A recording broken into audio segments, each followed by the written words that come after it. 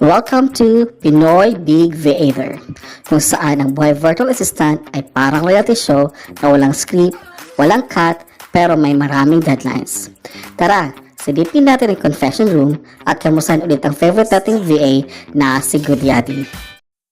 Gudyadi, kamusta ang Holy Week mo? Kuya, depende po. Kamusta po ba in what way? Physically po ba? Emotionally? Spiritually? O Wi-Fi-ally? Lahat na, Gudyadi. Naka-rest ka ba? Rest po?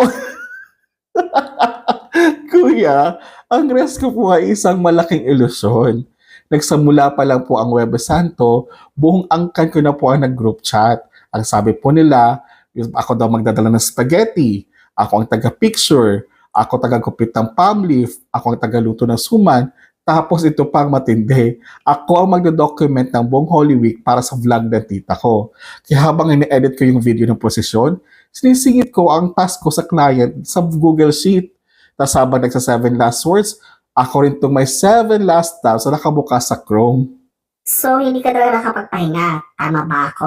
Nakapagpahinga naman kuya, pero hindi buo. Siguro mga 2 hours. Installments pa yun kuya ha.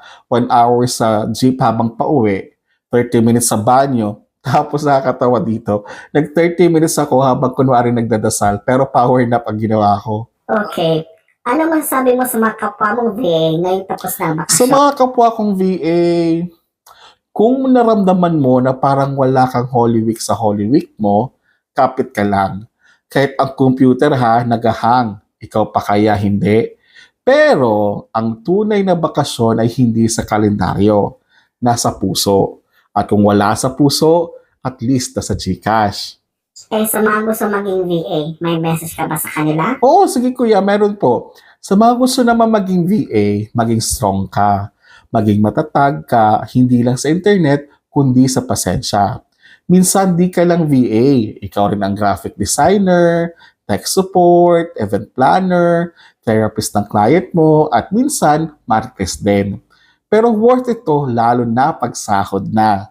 At lagi nating tandaan, rest is part of productivity.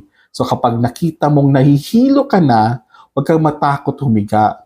Kasi alam mo naman, habang naka-flat ka, doon mo mas mafe-feel ang true connection mo sa Diyos at sa floor.